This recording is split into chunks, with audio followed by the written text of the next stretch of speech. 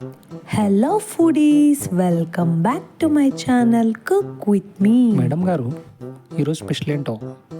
Special ఏముంది, అదే అన్నం పప్పు. రోజు అదే పప్పు కాకుండా పప్పులో ఏదైనా వెరైటీ ఉందా? పప్పులో వెరైటీ?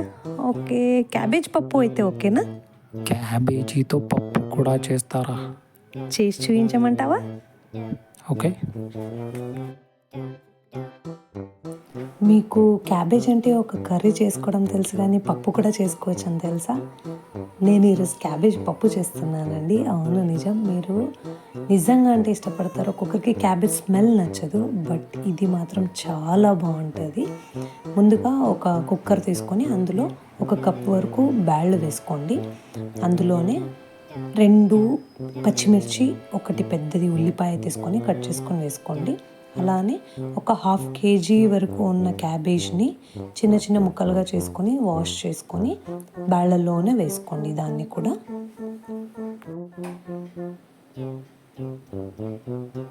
అందులోనే 2 స్పూన్స్ ఆఫ్ ఆయిల్ వేసుకోండి.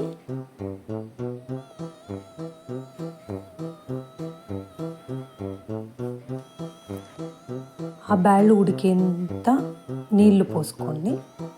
మీరు 1 చెంబు వరకు నీళ్ళు వేసుకున్నా సరిపోతుంది. తర్వాత మూత పెట్టేసుకొని మీకు బ్యాళ్ళు ఎంత అయితే ఉడుకుతాయో 4, 6 అలా విజిల్స్ వేసుకోండి. నేనైతే 4 విజిల్స్ వేసుకున్నా అండి, ఉడికిపోయింది. సో నేను ఇప్పుడు ఆ ప్రెషర్ మొత్తం తీసేసుకొని కుక్కర్ ఓపెన్ చేస్తున్నాను. చూడండి, బ్యాళ్ళు క్యాబేజ్ మొత్తం ఉడికిపోయినాయి. సో దీన్ని మొత్తం పప్పు గిత్తితో ఇలా బాగా దాన్ని రామి మీరు ఆ పేస్ట్ని మొత్తం సైడ్ పెట్టుకోండి. మరీ మెత్తగా పప్పులా రాముకోవద్దండి. ఇది కొంచెం అలానే ఉండాలి, కొంచెం బ్యాళ్ళు క్యాబేజ్ కనిపించాలి. కొంచెం అర్ధం వరకు మెత్తగా చేసుకోండి.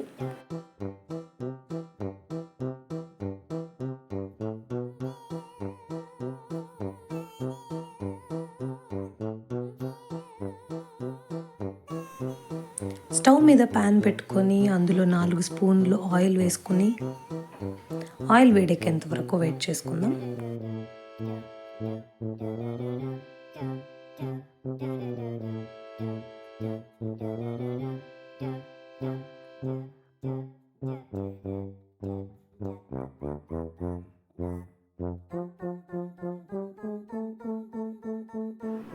నూనె వేడెక్కగానే 1/2 స్పూన్ ఆవాలు, 1/2 స్పూన్ జీలకర్ర, 1/2 స్పూన్ శనగబ్యాళ్ళు వేసుకొని చిటపటలాడేంత వరకు వెయిట్ చేద్దాం.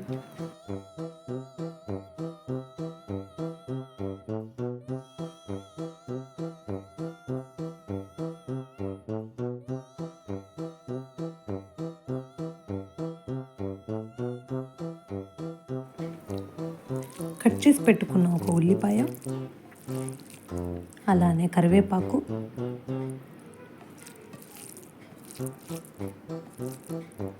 వాటిని కొంచెం బాగా కలుపుకొని అది గోల్డెన్ బ్రౌన్ కలర్ వచ్చేంత వరకు వేగనిద్దాం.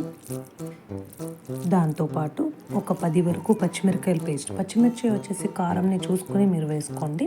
సో అందుకని జస్ట్ కారం పచ్చిమిర్చి పేస్ట్ అంటున్నాను. అందులోనే 1/2 స్పూన్ పసుపు మొత్తం బాగా కలుపుకొని కొద్దిసేపు ఉడకనివ్వండి.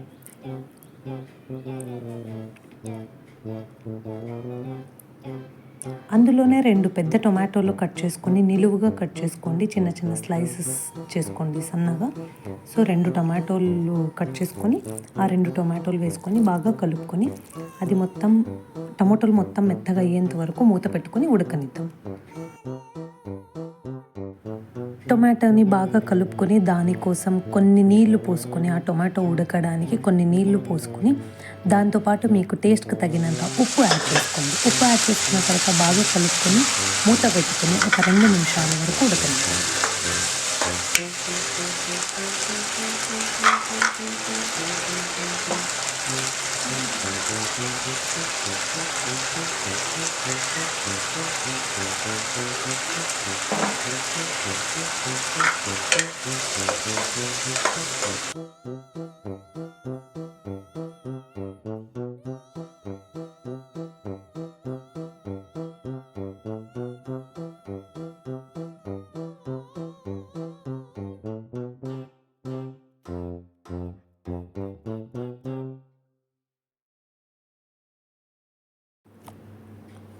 టొమాటో మొత్తం బాగా ఉడికిందండి. సో ఇప్పుడు మనం ఇందాక బ్యాళ్ళు ప్లస్ క్యాబేజ్ది పేస్ట్ అంతా చేసుకున్నాం కదండి, ఆ పేస్ట్ని మొత్తం ఇందులో వేసుకొని మీకు ఈ గ్రేవీ అనేది ఎంత నీళ్ళకి కావాలో అంత వాటర్ యాడ్ చేసుకోవచ్చండి. బట్ మీకు ఇలా ఉంటే అన్నంలోకి తినొచ్చు, చపాతీ, రొట్టి, పూరి ఏ దాంట్లోకైనా కానీ చాలా బాగుంటుందండి.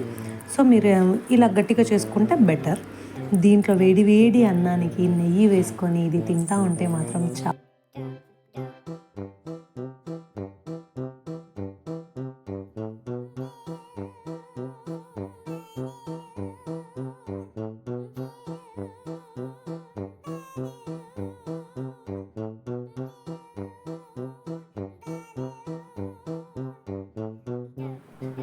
ఇప్పుడు ఈ పప్పుని మొత్తం బాగా కలుపుకున్న తర్వాత మనం చింతపండు నానబెట్టి పెట్టుకోవాలండి. కొంచెం ఆ చింతపండు రసాన్ని ఇలా మొత్తం చింతపండు బాగా స్క్వీజ్ చేస్తే ఆ పల్ప్ మొత్తం వచ్చేస్తుంది.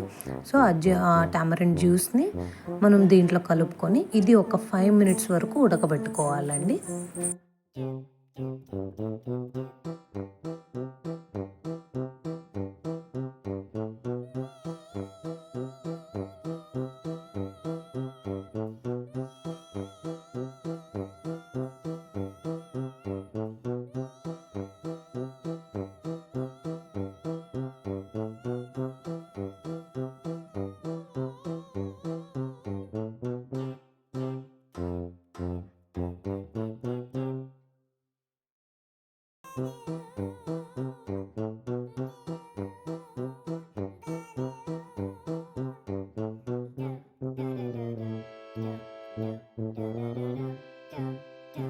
ఈ చింతపండు వేసిన తర్వాత ఒక 5 నిమిషాలు ఉడికిన తర్వాత మనం కట్ చేసి పెట్టుకున్న కొత్తిమీర దానికి యాడ్ చేసుకోవాలి. కొత్తిమీర వేసుకున్న తర్వాత సిమ్లో పెట్టుకుని స్టవ్ ఒక 1 మినిట్ వరకు ఉడికిన తర్వాత మనం దించేసుకుంటే సరిపోతుంది. రెడీ క్యాబేజ్ పప్పు. మీరు ఒక్కసారి ట్రై చేసి చూడండి. మీకు ఇంకా ఏమైనా కొత్త డిషెస్ చేయాలి అని అంటే ఆ రెసిపీని కమెంట్లో పెట్టండి. నేను నెక్స్ట్ వీడియోని చేసి చూపిస్తాను. Thanks for watching.